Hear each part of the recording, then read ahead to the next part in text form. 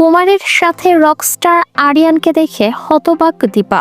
হ্যাঁ বন্ধুরা, আমরা এমনটাই দেখতে পাবো অনুরাগের ছোঁয়া ধারাবাহিকের আগামী পর্বগুলোতে। দীপা নিজেকে নির্দোষ প্রমাণ করতে আবারও নতুন লড়াই শুরু করে। সে নিজের হাতে রান্না করে খাবার ডেলিভারি শুরু করে। অন্যদিকে সোনারূপা স্কুলে রকস্টার আরিয়ান ভর্তি নেয়।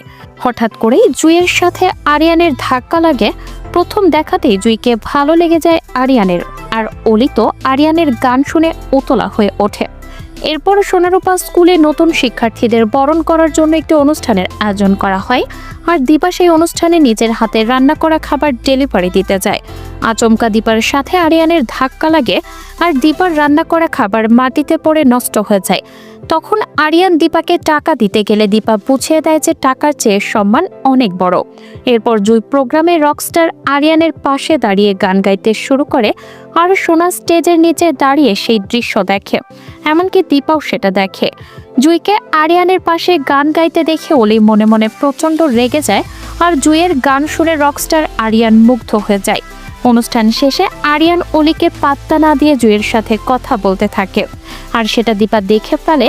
জুইও আরিয়ানকে একসাথে দেখে অলির হিংসা বাড়তে থাকে।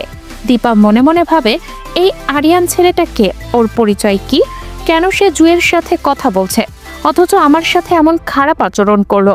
জুই আবার কোনো বিপদে পড়বে না তো? হঠাৎ দীপা দেখতে পায় আরিয়ান কুমারের সাথে কথা বলছে এবং তাকে বাবা বলে ডাকছে। এটা দেখে চমকে ওঠে দীপা। দীপা বলে, তাহলে আরিয়ান ওই শয়তান কুমারের ছেলে, এজন্যই ওর ব্যবহার এত নোংরা। কিন্তু জুইকে কিছুতেই ওই ছেলের খপ্পরে পড়তে দেয়া যাবে না, জুইকে সাবধান করতেই হবে। তো বন্ধুরা, তোমরাও কি চাও দীপা যেন আরিয়ানের পরিচয় জানতে পারে এবং জুইকে কোনো খারাপ মানুষের খপ্পরে পড়তে না দেয়? কমেন্ট করে এক্ষুনি জানাও তোমার মতামত।